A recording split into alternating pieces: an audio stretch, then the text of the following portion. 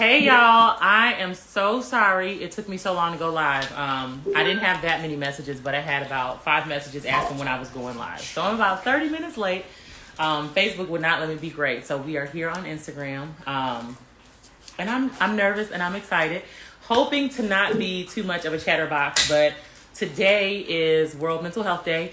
And I'm here with my boy E and his wife Ray. They're live on different platforms. And we are actually going to be talking about mental health, of course, obviously. And we're going to talk about, for me specifically, my childhood trauma, just a little bit, and how music and poetry, the creative arts, became introduced to me. So my name is Emma Jean. I am a 34-year-old full-time mom, student. I have 3 wonderful children who give me gray hairs, but simultaneously they are one of my major reasons for continuing on. I live in St. Louis, Missouri. And yeah, we're going to skip past that because I get nervous, and we're going to just kind of jump right into it. So when I was younger, I want to say around the age of 9, about 8 years old, 9 years old, a lot of sexual trauma I was introduced to. I was raped by my stepfather and molested by another relative. And when those things initially happened, as traumatic and traumatizing as they were, yes, Naya, do not get on here talking trash. Your hair not gray. You look, okay, don't judge me. But yes, we are late, and I'm really sorry for being late. I was honestly trying to talk myself out of going live because I'm not very popular. I do not have a huge following, but I am putting myself out there more and being intentional about how I show up and being consistent. So back to the childhood trauma.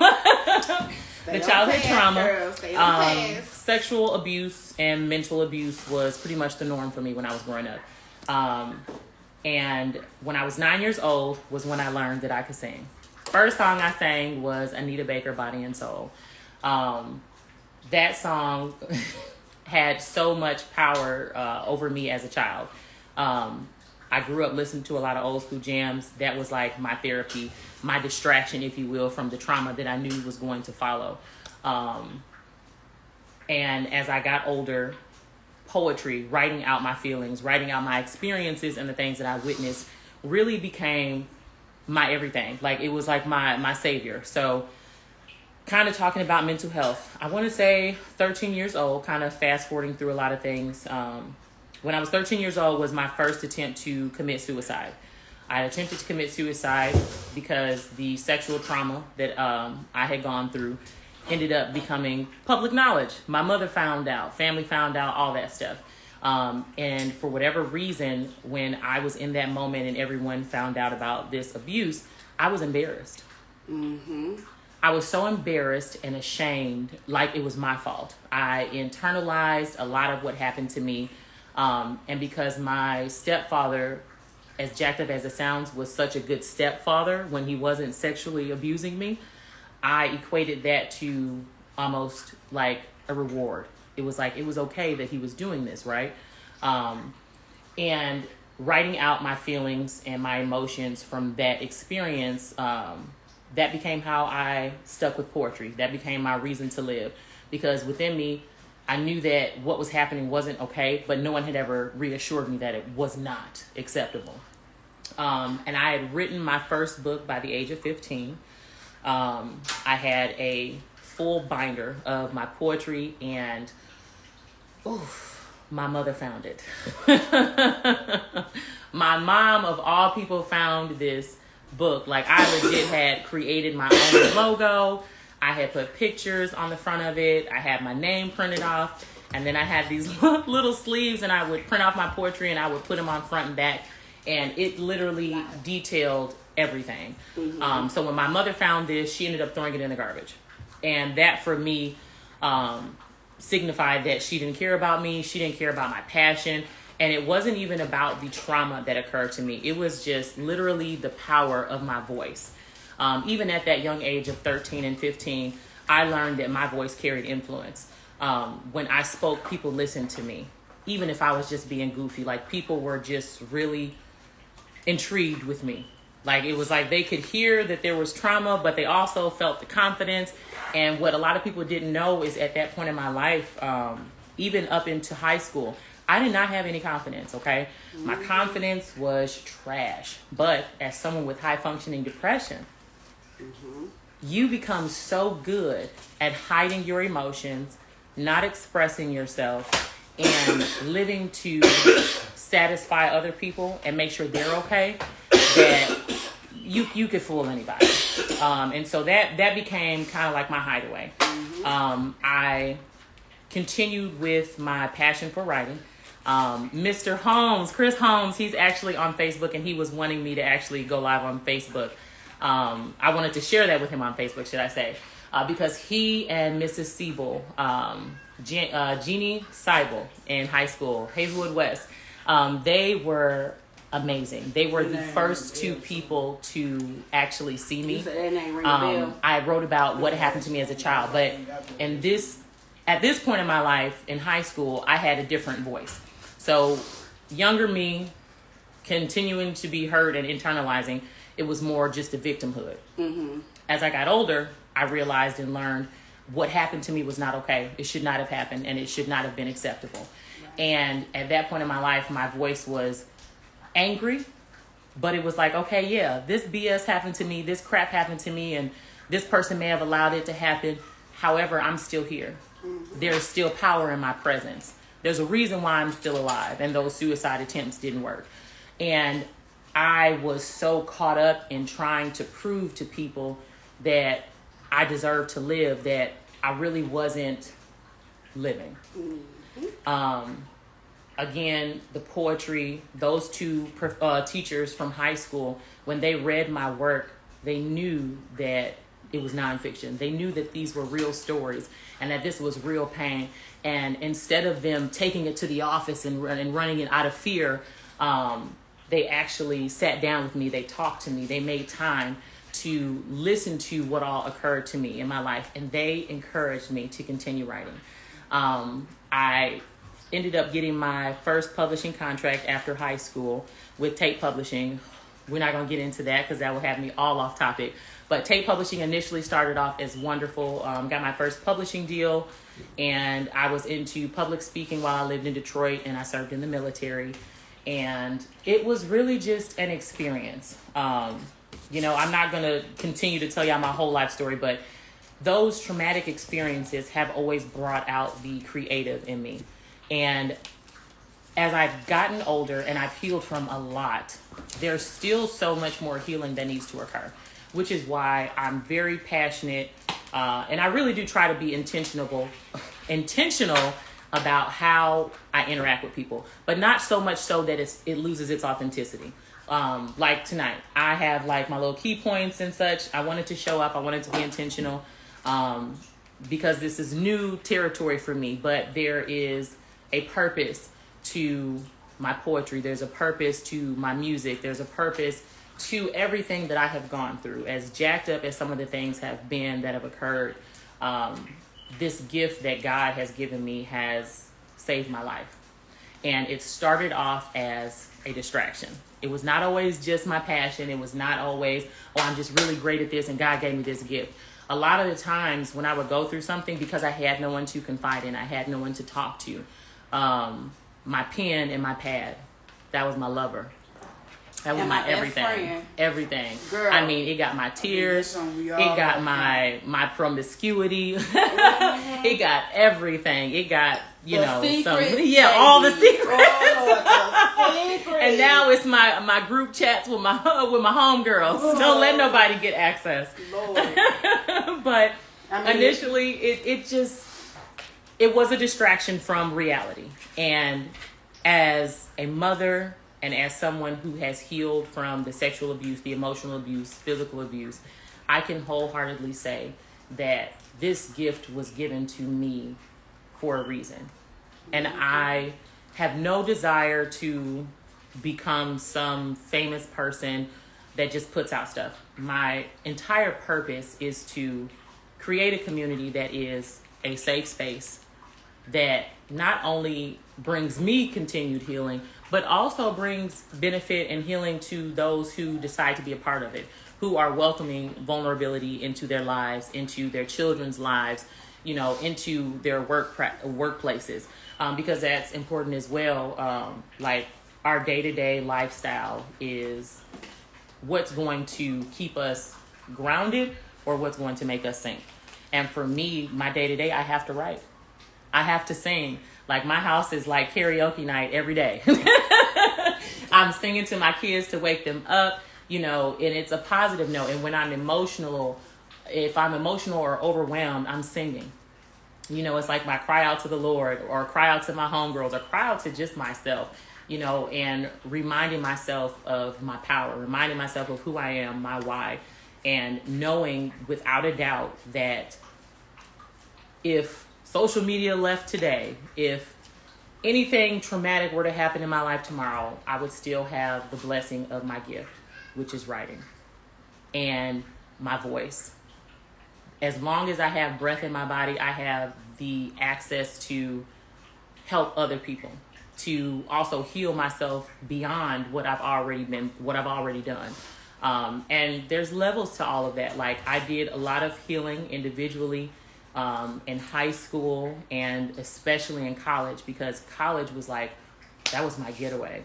I didn't have to deal with my mom. I didn't have to deal with worrying about being judged by my siblings. I didn't have to worry about fitting in. I was in a space where nobody knew me. It was like a clean slate.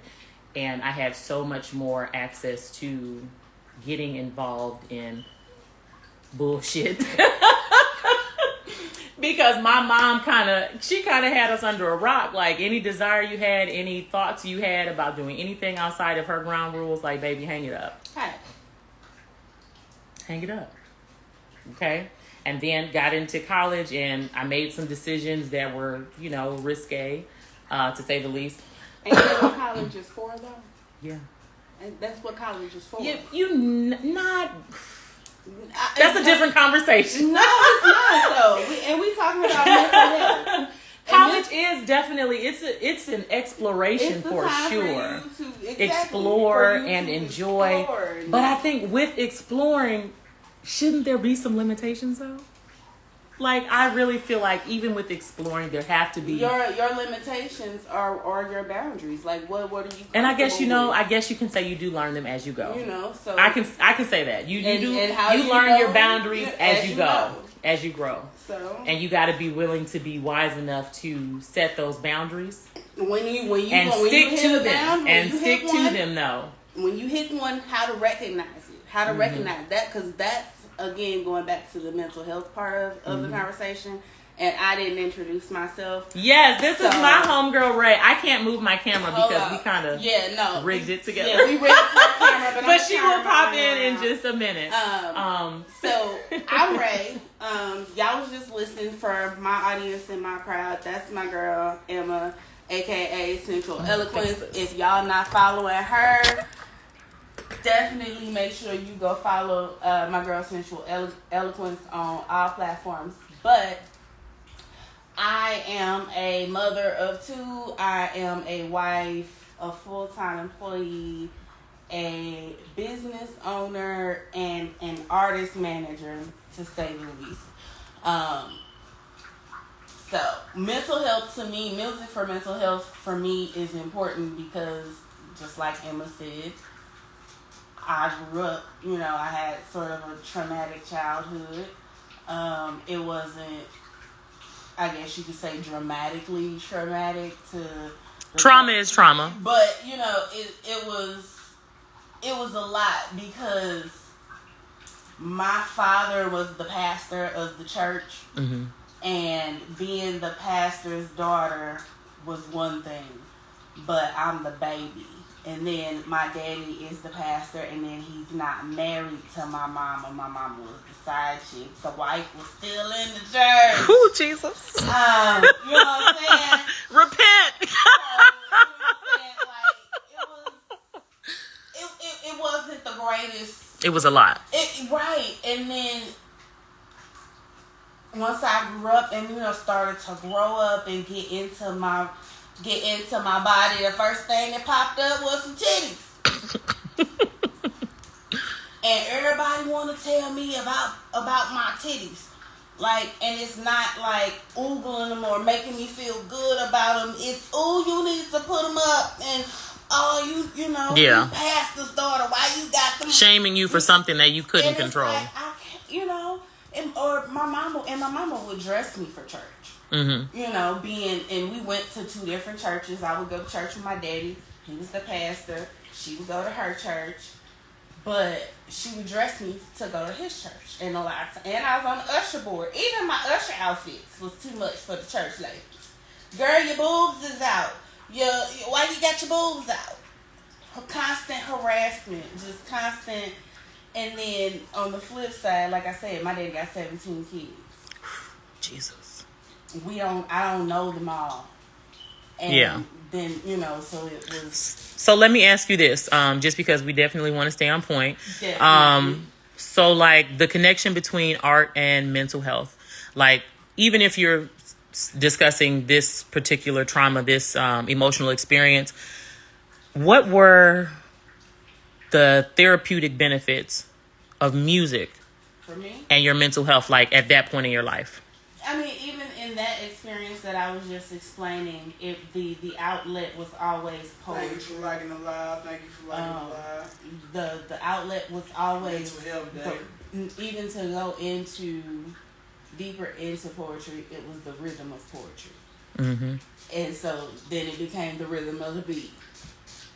And the rhythm of the beat turned into choreography, and it turned into, you know, music being my outlet. Like, I would go through something good or bad, and then it would just trigger a song in my head. Yeah. And whatever the different song, frequencies, because there's, that's another thing. It would trigger, like, a song in my head. If it was something good, it would be like, you know, this one song, or if I'm stressed out, like, even now, today, when I get stressed out, the song that I hear in my head, it's either going to be Leandria Johnson, Better Days. Yes. Oh, my goodness. Yes. Or it's going to be Leandria Johnson, Deliver Me.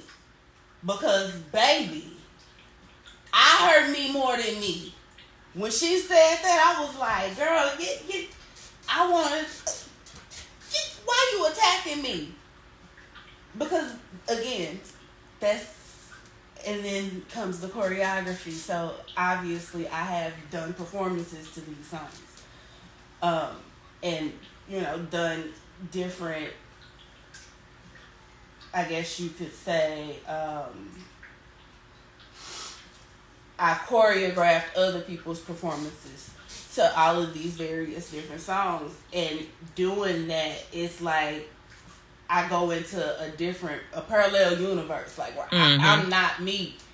I get to do this and not be bogged down by all the bullshit. Yeah.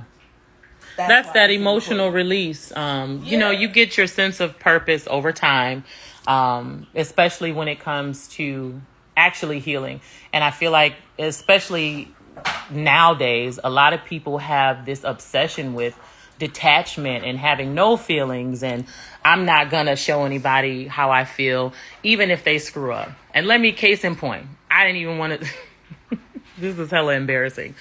I'm gonna talk to you guys about accountability and mental health, and, you know, long story short, don't forget about the one oh who started yes music for mental health. yes, The one who started music for mental health, because and that is E. He's not over in the circle. I don't know, bro. I'll be extra cool and stuff. What's cracking, man? My name got the ears real. It's mental health day awareness. So tell us how music has played a role in your mental health as an adult. Well, you know, it kind of like started off like what y'all said. It started off as poetry and just writing. Like, you know, I guess when you're trying to work through that trauma and understand what's going on and understand yourself in some type of constructive or positive way, I guess that's what we go for. Mm-hmm. Or, you know, I know other people, you know, it's dance or yeah, but I mean you specifically, because I know with your rap, like your lyrics, I told you, me myself, I'm not even a huge rap fan. I'm just not. I like old school hip hop. That's me. But when I listen to your lyrics, I can literally hear your pain and suffering. But I also hear it's like this voice of confidence, like you're moving forward, you're transitioning. Yeah, I feel that. And it's crazy because somebody else said that I was on their live and they was listening to one of my songs and they was like, "You rap like you've been here before and you sick of this world."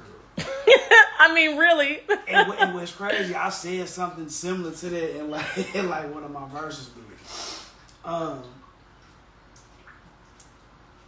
Like poetry, like that, it's rap. That's rap that turns into the lyrics and the fuel for the music. But for me, it was a confidant. You know, especially if you're not like a popular type person or a social type person. Okay. Growing up. The pad and pen, that was your confidence. That's what you confided in. That's what you vented to. And then once you get comfortable in it, like it becomes like a superpower almost. Mm-hmm. If that makes sense. Yeah. Almost like a gift and a curse, like a catch swing too. Like for me, as you asked me, I used to resent the fact that I couldn't be vocal and express myself. Like just like how I'm talking to everybody right now. Yeah. So I can say for me, I find myself more capable of facing life as a whole, especially through difficult emotions because of art, because of the power that creative arts has. There's a beauty to it, especially when you're speaking from a place of understanding and healing versus victimhood. So for me, my very first book was Beauty Beyond the Brokenness. It was very beautiful. However, it was so negative. When I reread that, all I can do is cry. And that wasn't the response that I wanted. So now when I write, I'm more understanding. So I'll write a poem, or I'll record it, and then I'll listen to it. And I pay attention to my emotions. Is this making me go back to a place where I'm just dwelling and sulking and I feel stuck? Or am I able to see what happened in my past or whatever experience it is and say, okay, here's where we need to add in something else. And how can we show a different emotion versus just sadness? How can we trigger something other than depression? And you have to be intentional about it, which is why a lot of artists are very sensitive about their shit. Because we are intentional. Very, very. It's not just to make a dollar or to just have a huge fan base, which, that's great. That's a beautiful benefit. If you think about it, most of the time when we are creating as artists, it's never about the dollar. You don't create something and then be like, I'm creating this for the money. No, usually you're creating it out of convenience for you, out of expression for you. Think about it. His lyrics. His lyrics those are his journal entries. Our poetry, those are our journal entries in rhythm form. Yeah. And then it's like, okay, well, I can share this and maybe somebody else will relate to it. Mm-hmm. And then it just blows up and then becomes something. Yeah. But it never starts out to be about the money. I'm going to cut you off because Eric literally got his hand up. I'm gonna tell you what it is. It's alchemy. It's taking that raw emotion, energy and motion, and transforming it into whatever this expression is, whatever this work of art is, whatever this, It has a purpose. It's not just right. It's not just written out just to be written out. So that goes into it. So especially if you've been hurt and traumatized, like you don't be so quick to even share that. Like before I even start like verbally like letting everybody know like I do music and rap and all that type of stuff, like I just wrote that stuff down. I said it to me. It wasn't for nobody else. Yeah. And I had to remind myself of that. Hey, Cecilia. I had to remind myself of that now that I'm, doing it for a business and as a career. Yeah.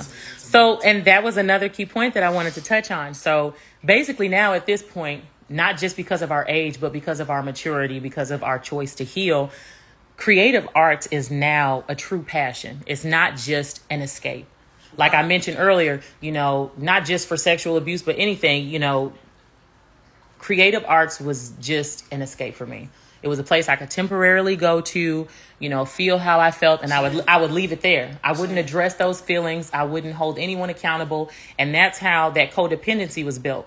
Because if you're not acknowledging how you feel and you're allowing everybody else to rely on you, you create this feeling of, if I'm not needed, I'm not necessary. And that's just not true. That's just so not true. And now I feel... I never heard it put like that, but that's so true. Yeah, and you know what? I'm not going to go into the story. I was going to tell y'all a story before we shifted. But there's so much power in accountability. And what I was going to tell you guys earlier, I'm not going to get into the specific story because it'll get us off topic. But I had acknowledged how I felt with someone, right? And I was so loud, and I was like, I'm not going to do this. I'm not going to do that. And instead of me expressing empathy and extending grace to this person to try and open up the door for vulnerability and understanding, I just threw myself, like my standards at this person, and I was dead ass wrong. Mm-hmm. And it stings to be so wrong, but there's a beauty to being accountable. There is, I can't explain it. I don't know how to put it in words, but it's truly beautiful and powerful to be accountable with no strings attached. And I'm also learning that apology that follows needs to be as loud as your ass was when you was wrong. Okay. That apology got to be loud. And it's not easy. And I'm not trying to this is not arrogance. I'm not usually wrong. I don't usually make those kind of mistakes. And Emma Jean had to be like, ooh, I fucked up. And that just is not easy. It's not easy for me. And additionally, mental health and operating in my femininity. It's new territory for me. It's only been about a year that I've embraced womanhood fully. Even as a mother, and my kids are 6 and my twins are 4. So just think about that reality of how my mental health shifted from no children to a mother of 1, and then a mother from 1 to 3. There were some drastic changes in my life, emotionally, physically, spiritually. And now at 34 years old and 6 years later after being introduced to motherhood, I'm like, ooh, girl, I can breathe. And it's because I didn't let go of the power of my words. I didn't let go of the power of creative arts, and I never will. And that is one of the reasons why I created Sensual Eloquence. Sensual Eloquence is a community that I am striving to build to not only creatively share my work, but to embrace other artists and give them a platform. It's something that I initially began several years ago in Detroit, and I let it go. When my Baba passed away, my mental health went in the shitter, basically. No, Cecilia, I am not live on TikTok. Like, I was trying to go live on Facebook, and I'm live on TikTok. It was a crap show, but we're going to download and repost everything. We're going to try to wrap it up in the next 20 minutes because we were late. And I know it's a school night for those who have kids. And if you're in college, whatever you got going on, we got to get to places and things to do. So anyway, Sensual Eloquence is this community I started years ago. It was very successful in Detroit. We even had some people from Virginia, New York, St. Louis, of course, that were active participants. And now reintroducing myself into the community and being more vocal about what I'm doing and what I'm representing with my poetry and creative arts has really been... It's been really refreshing. I can say wholeheartedly, since I've started my journey with healing and therapy over 8.5 years ago. It has been really pleasant to write again. And it's been really awesome. Even though I still get nervous to show up online and these platforms, it has been really awesome to write and share my stories. But now, instead of just sharing my story in this traumatic event, I'm sharing also how I healed through it, how I'm still walking with my head up, and how I'm learning from my mistakes instead of using my experiences as a crutch. Because for how long are we going to say, well, my mom did this and my daddy wasn't there? So fucking what? So what? And I'm very, very passionate. I tell all my homegirls that have kids, yes, I have children and I love my kids. Do not play with me behind my children. Do not. Because I don't care how I look. I don't care how I sound. I don't even care if I'm wrong. Don't play with my kids. However, as much as I love my children, I love me more. And if I don't love me more, that's a problem. Because I can't pour from an empty cup. And if I'm allowing my mental health and all this stuff from my past to continue to impact me, what am I pouring into my kids? You just said something. What am I giving them? I want to touch. And so I encourage my boys to express themselves. My oldest, Maher, is a very gifted kid. And I'm not just saying that. He's literally in gifted programs. And it blows my mind how excellent he is with writing, how mature he is with verbalizing his feelings. And I'm 34 and my oldest is 6 years old. And the way that he expresses himself is so beautiful. And I want him to grow up and be a man that is operating in his masculinity, but also not ashamed to be in touch with his femininity, as many people like to call it, but in touch with his emotions, connected with his emotions in such a way that he's not tolerating any nonsense from anybody, but he's also going to be able to extend grace and understanding without trying to save everyone. And that's where I messed up. You know, as I was growing up, again, I talked about codependency earlier. And that's what I struggled with. And now it's gotten so much better. I don't have that codependency. But my struggle now is over communicating, because I'm like, no, we're not going to allow this whatever instance, a negative instance, to occur. And there's no conversation. There's no discussion. Hi, Mercedes. Thank you for joining. But I'm very big on trying to communicate, but I have to learn to also pump the brakes and respect boundaries. Sometimes there has to be a period of silence. Yes, be accountable at all times, but don't try to neglect the time and the space that is also required to process feelings and emotions.